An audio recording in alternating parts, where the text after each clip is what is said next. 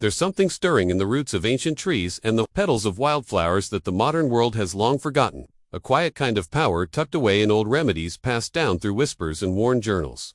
In a world drowning in synthetic solutions and pill-pushing quick fixes, Forgotten Home Apothecary doesn't just offer an alternative, it reawakens a heritage. This is not a book that talks at you. It speaks with you in the voice of your ancestors in the hush of your grandmother's kitchen in the silence of a forest at dawn. It's not just a guide, it's a reclamation of lost knowledge. Dr. Nicole Apelian, survival skills expert and herbalist with years of field experience in wild living, illness recovery, and plant medicine, presents more than a reference book. She gives us a lifestyle. From the very first chapter, you feel yourself pulled away from fluorescent-lit pharmacies and dropped into mossy woodlands, where every leaf has a purpose and every root carries memory.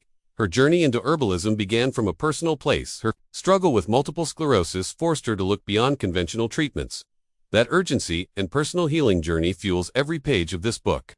You're not reading a dry compendium of herbs. You're being led, step by step, by someone who's lived the transformation firsthand. The book opens with a grounding principle: herbal medicine is not new. It is the original medicine. For thousands of years, people relied on what the earth provided. That wisdom wasn't lost by accident. It was forgotten in the noise of modern convenience and rushed efficiency. Dr. Apelian's mission is clear. Bring this knowledge back into the homes and hands of everyday people. Forgotten Home Apothecary teaches you how to build your own home-based pharmacy with confidence, clarity, and connection to the natural world. She introduces over 50 of the most powerful healing plants, many of which you can find right outside your door. From common weeds like dandelion and plantain to lesser-known champions like usnea and mullein. She explains each plant's medicinal use, history, harvesting tips, preparation methods, and dosage guidelines. But this isn't simply a dictionary of plants. Each entry feels like a conversation. Dr. Apelian writes with warmth, making the reader feel seen and empowered. You're not a bystander, you're a student learning an old language, and with every page you grow more fluent. One of the strengths of the book is how practical it is. You're not left to guess how to turn these plants into medicine. Dr. Apelian guides you through detailed steps on creating tinctures, poultices, teas, salves, syrups, and infusions. Whether you're looking to soothe a sore throat or support your immune system naturally, she shows you how with clarity and calm authority. You don't need a lab or fancy equipment.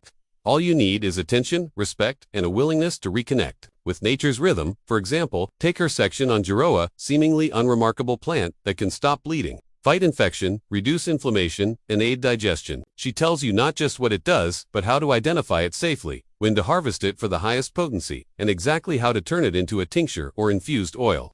That level of depth is consistent across the book. It's not just educational, it's empowering. One of the most moving aspects of Forgotten Home Apothecary is how it reframes self-care. In modern life, self-care has been commodified into bubble baths and spa days. But in this book, it becomes something ancient and vital. Caring for yourself and your family with the plants that grow around you becomes an act of deep independence and connection. There's a quiet rebellion in picking your own medicine, in trusting your body and the earth. Again, Dr. Apelian also includes a thoughtful and accessible section on emergency preparedness. Here she discusses how to assemble a comprehensive natural first aid kit. This is especially powerful for those interested in off-grid living or who want to be less dependent on fragile supply chains. In this portion of the book, you begin to see how herbalism isn't just about treating illness, it's about resilience. She offers recipes for antibiotic tinctures, natural painkillers, cold remedies, and wound salves that could be life-saving. In a crisis, the underlying message is clear. With the right knowledge, you can take care of yourself and those you love without panic. Another compelling section is dedicated to chronic illness and immune system support. Dr. Apelian doesn't pretend herbs are magic bullets, but she shows through both personal experience and evidence how they can form the backbone of long-term wellness. Her approach is holistic and deeply respectful of the body's ability to heal when given the right tools. She speaks candidly about her journey with MS and how herbal remedies transformed her life in ways pharmaceuticals never could. This section brings hope for those navigating complex health issues and searching for more than symptom management. But what truly sets this book apart is its emotional tone. It doesn't just educate, it heals. Reading through the pages, you begin to remember things your body already knows. There's something ancestral in it, a sense that these herbs and roots and remedies are not foreign to us but familiar, that perhaps we've simply been waiting to remember. In a world saturated with noise and confusion, this book offers a rare kind of clarity. It brings you back to the basics, not with judgment but with invitation. It's like being welcomed into an old cabin stocked with jars of wild-crafted remedies where someone lights a fire and says, "Let me show you what your great-grandmother knew." Even the language Dr. Apelian uses is intentional. She avoids fear-mongering and instead fosters trust in nature and self. There's a groundedness to her work that resonates deeply. She acknowledges the value of Western medicine, where appropriate, but argues convincingly that we have leaned too far away from what our own backyards can offer. This is not about replacing doctors. It's about reclaiming responsibility. Throughout the book, you'll also find helpful charts, illustrations, and appendices that make the information easy to reference.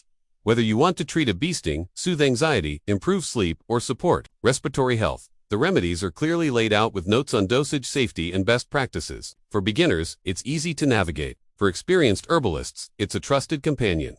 That duality makes the book both accessible and rich. One of the most beautifully written sections is on emotional and spiritual healing.